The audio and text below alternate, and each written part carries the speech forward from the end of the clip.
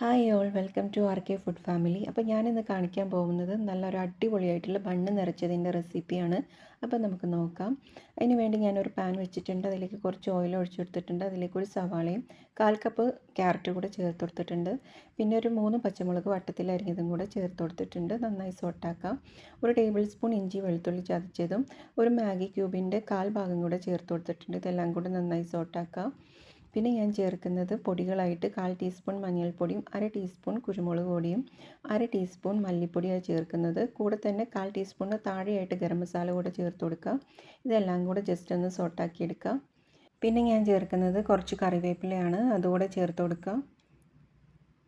പിന്നെ നമ്മൾ ചേർത്ത് കൊടുക്കുന്ന ഇതിലേക്ക് 1 കപ്പ് ചിക്കൻ വേവിച്ചെടുത്തിട്ടുള്ളതാണ്. ഉപ്പും കുരുമുളകും മഞ്ഞൾപ്പൊടി ഇട്ടിട്ട് വേവിച്ചെടുത്തിട്ടുള്ള ചിക്കനാണ്, അതുകൂടെ ചേർത്ത് കൊടുക്കാം. കുറച്ച് മല്ലിയില കൂടെ ചേർത്ത് കൊടുക്കുന്നുണ്ട്. കൂടെ തന്നെ ഞാൻ ചിക്കൻ വേവിച്ചെടുത്തിട്ടുള്ള സ്റ്റോക്ക് വാട്ടറും കൂടെ കുറച്ച് ഒഴിച്ചു കൊടുക്കുന്നുണ്ട്. ഇതെല്ലാം കൂടെ ഒന്ന് മിക്സ് ചെയ്തതിന് ശേഷം അവസാനമായിട്ട് ആവശ്യത്തിനുള്ള ഉപ്പൂടെ ചേർത്ത് കൊടുക്കാം. മാഗി ക്യൂബിൽ ഓൾറെഡി ഉപ്പുണ്ട്, അതുകൊണ്ട് നോക്കിയിട്ട് വേണം ഇടാനായിട്ട്. അടുത്തതായിട്ട് ഒരു ബൗൾ എടുക്കുക. അതിലേക്ക് 2 കോഴിമുട്ട പൊട്ടിച്ചൊഴിക്കുക. അതിലേക്ക് 2 നുള്ള് ഉപ്പും 1/4 ടീസ്പൂൺ പഞ്ചസാരയും കൂടെ ചേർത്ത് കൊടുക്കുക. നല്ലതായിട്ട് ബീറ്റാക്കി എടുക്കുക. പിന്നെ ഒരു പാനിലേക്ക് കുറച്ച് ബട്ടർ ഇട്ടൊന്ന് മെൽറ്റാക്കുമ്പോഴേക്കും നമുക്ക് ബണ്ണൊന്ന് കീറിയെടുക്കാം. ബണ്ണിൻ്റെ ഫ്രണ്ട് ഭാഗമാണ് ഞാൻ കീറിയെടുക്കുന്നത്. ഇങ്ങനെ 4 വശമായിട്ട് കട്ടാക്കി ഇട്ട് കൊടുക്കുക.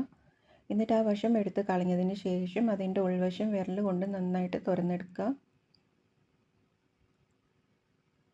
ഇപ്പോൾ ദാ ഇതുപോലെ തുറന്നെടുക്കുക. ബാക്കിയുള്ളതെല്ലാം അങ്ങനെ തുറന്നെടുത്ത് വെക്കുക. അതിന് ശേഷം നമുക്ക് ഈ ബണ്ണൊന്ന് മുട്ടയിൽ മുക്കിയിട്ട് നമുക്ക് ബട്ടറിലൊന്ന് ജസ്റ്റ് ഒന്ന് വാട്ടിയെടുക്കുക. ഈ ഒരു ഭാഗം എന്തായാലും ചെയ്യണം, ഭയങ്കര ടേസ്റ്റാണ് ഇങ്ങനെ ചെയ്യുമ്പോൾ. തിരിച്ചും മറിച്ചിട്ടിട്ട് നമുക്കിതൊന്ന് ജസ്റ്റ് ഒന്ന് മൊരിച്ചെടുക്കാം. ഇപ്പോൾ ഇതെല്ലാം ഞാൻ മൊരിച്ചെടുത്തിട്ടുണ്ട്. ഇനി നമുക്കിതൊരു പ്ലേറ്റിലേക്ക് മാറ്റാം. ചൂടാറിയതിന് ശേഷം മസാല ഫില്ല് ചെയ്യാൻ വേണ്ടി തുടങ്ങാം.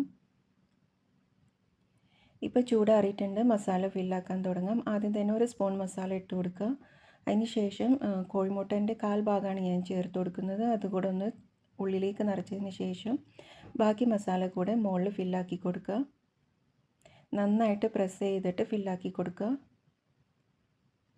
ഇപ്പോൾ ദാ ഞാൻ ഫില്ലാക്കി എടുത്തിട്ടുണ്ട്. ബാക്കിയെല്ലാം ഞാൻ ഫില്ലാക്കി എടുത്തിട്ടുണ്ട്. ഇനി നമുക്ക് സെയിം പാനിൽ തന്നെ കുറച്ചുകൂടെ ബട്ടർ ഇട്ട് മെൽറ്റാക്കിയതിന് ശേഷം ബണ്ണ് പാനിൽ വെച്ച് കൊടുക്കുക. അതിൻ്റെ കൂടെ തന്നെ മേലെയായിട്ട് ചെഡാർ ചീസും കൂടെ ഞാൻ വെച്ച് കൊടുക്കുന്നത്. മൊസറല്ല ചീസ് വേണമെങ്കിലും വെക്കാം.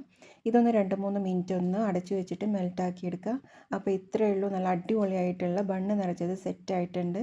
അപ്പം എല്ലാവരും ട്രൈ ആക്കി നോക്കുക. താങ്ക്